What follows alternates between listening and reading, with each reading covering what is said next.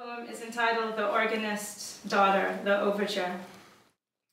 I sit amidst the smell of disinfectant and shit while you sleep, seeming delicately balanced between life and death. I hold your hand. Although you are asleep, we both know that you are already dead. You wait for me to do what I cannot do. I hold your hand, Daddy, your hand which once held belts lashed into young flesh. You beat us, you said, because when you were young. Sometimes I suppose it takes more than just one man to break a cycle. Offenses were arbitrary and ebbed and flowed with the availability of work. You were the overseer of the plantation of our youth. You were the guard of the bedroom which imprisoned us. The punisher who whipped young virgin brown skin with metal-studded leather, Father. You executed our youth, beheaded our hearts with a frustrated sigh. You midwifed us out of our childhood and birthed beaten brothers and sisters. Blood stained your heart, your badge of bitterness. This is your legacy.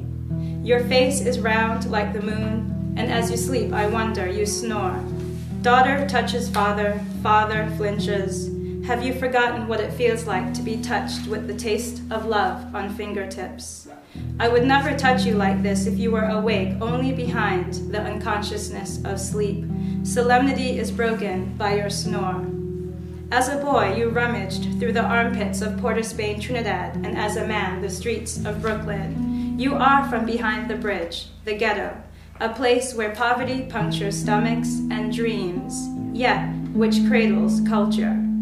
Your father, too, a musician, he, too, to die in a place other than his birthplace, St. Vincent. He, too, a musician, box, guitar. We are inventive people. At 16, you quit books to lie and play music at Miramar amongst sailors and prostitutes. As a girl, suffering polyester convent uniforms under the unforgiving sun, I walked along the savannah to Frederick Street, or better yet, past the ice cream-colored chip walls of Belmont, and I often eyed young tranquility boys hoping to catch a glimpse of you. See, although apart, you will always reside in my heart. Even with drug-induced letters written from single-occupancy rooms in Brooklyn telling me of your redemption, I always believed in you. I have heard about you in your youth, rolling joints and lies to the girl at your side, wet elbows on tables that shake with laughter, rum and coke, beaded curtains, and jukebox calypso.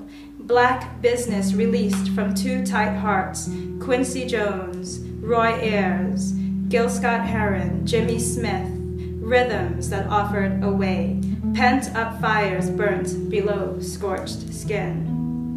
You wanted better jobs, better homes, that flashy green suede suit.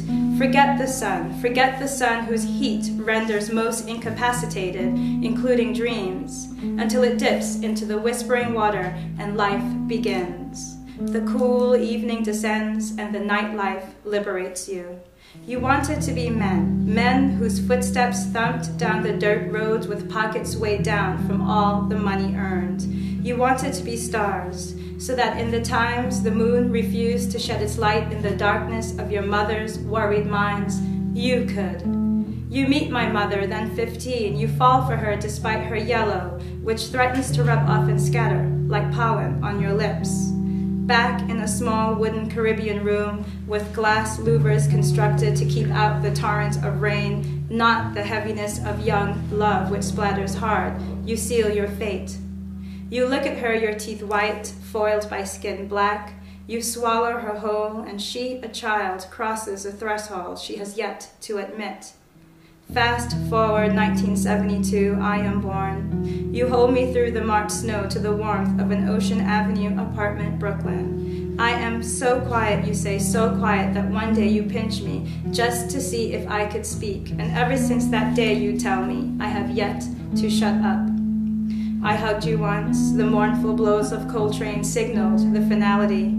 How lucky am I to know that this embrace is the last. No more hospital rooms. No more bewildered looks from you as you peer from a window pane of bitterness. No more awkward attempts to bring you back to life.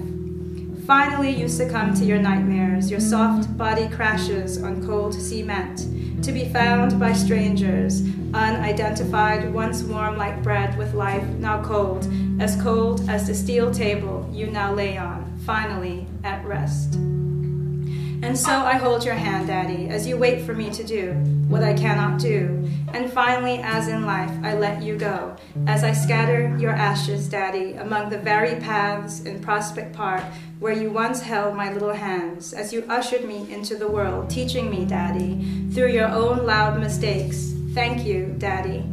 Because in the end, you are you in all your perfection. And now, Daddy, and now I let go of your hand, because in the end you are at last, I hope, at peace, and I am your legacy.